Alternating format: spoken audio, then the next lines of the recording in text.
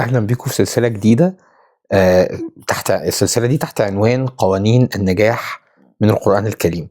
وفي السلسلة ديّة إحنا كل مرة هنمسك قصة من القصص اللي موجود في القرآن الكريم، ونتكلم عن العنوان اللي حصل فيها وإيه السر فيها، أو إيه السر ورا القصة ديّة، ونطبّقها على الأرض الواقع، وإيه الدروس المستفادة منها. النهارده هنبدأ بأول قصة معانا، وهي قصة سيدنا يوسف وقانون الندرة. إيه العلاقة بين سيدنا يوسف وقانون الندرة؟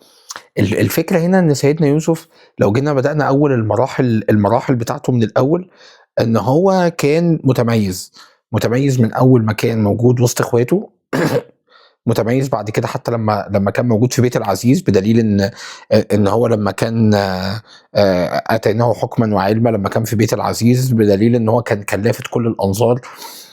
كل السير بتقول إن هو وجوده كان لافت جدًا جوّه بيت العزيز، فهو كان شخص معروف. لمّا دخل السجن كان كل الناس في السجن طبعًا، الناس كلّها محبوسة والناس كلّها بتحاول تمشّي اليوم بتاعها، وكان سيدنا يوسف هو اللي بيفسّر ال ال ال ال القص الرؤيا للناس، وهو اللي كان بيدعوهم، هو اللي يا صاحبي السجن أأرباب متفرقون خير أم الله الواحد القهار، وهو بيفسّر لهم الرؤيا بتاعتهم. لمّا حصل وعزيز مصر كمان شاف الرؤيا بتاعته، وبعد الرؤيا ديّة قالوا مين اللي هيأوّلها. مين أول واحد اتشاور عليه؟ الراجل اللي كان محبوس مع سيدنا يوسف، اللي هو بقى صاقي عزيز مصر ده، شاور عليه، قال له ده في واحد، قال له في واحد موجود في السجن، الراجل ده فسّر لي رؤيتي وهي اللي وصّلتني لهنا، هو ما فيش غيره اللي هيقدر يفسّر لك الرؤية دي. طيب الفكرة هنا فين؟ الفكرة هنا في فكرة قانون الندرة، إن سيدنا يوسف كان بيعمل بقانون موجود، أو سُنّة من سُنن ربنا سبحانه وتعالى في الكون، اللي هي فكرة الندرة. فكرة إن هو لمّا فسّر الرؤية بتاعته، كان هو أول واحد قدر يعمل خطة كاملة لإدارة الأزمة. مش بس قال له الرؤية بتاعتك إن إيه، إحنا هنمُر بسنين، خُد بالك إن أنت في سنين جاية قحط، لأ ده قال له رؤية متكاملة لإدارة الأزمة. قال له إن في 7 سنين عجاف هييجوا وفي 7 سنين رخاء. طب نحل الموضوع ده إزاي؟ قال له إن أنت تدخّل في ال7 سنين ديّة بالطريقة الفلانية، عشان ال7 سنين العجاف نقدر فيها إن إحنا نستثمر اللي إحنا ادخرناه، ف ف ف فما ف ف فما نقعش في الأزمة ديّة لمّا تيجي السنين العجاف. طب إيه اللي حصل هنا؟ أو إيه قانون الندرة ده؟ قانون الندرة ده بيقول إن ربنا سبحانه وتعالى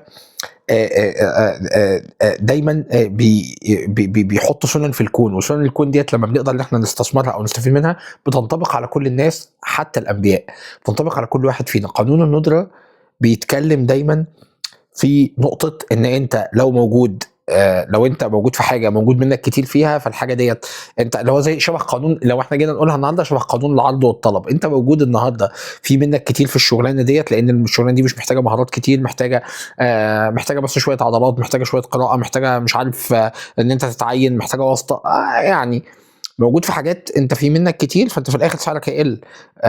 كده ليه؟ لإن كده في الحالة ديّة المعروض أكتر من المطلوب. أنت إن في كتير منّك، الطابور واقف، والطابور بُص حضرتك أنت واقف في طابور فيه مليون بني آدم واقف زيّك، فلمّا أقول لك إن أنت هتاخد 1000 والّا 2000، ما تعترضش، لإن أنت لو اعترضت بُكرة أبدّلك وأجيب حد تاني مكانك.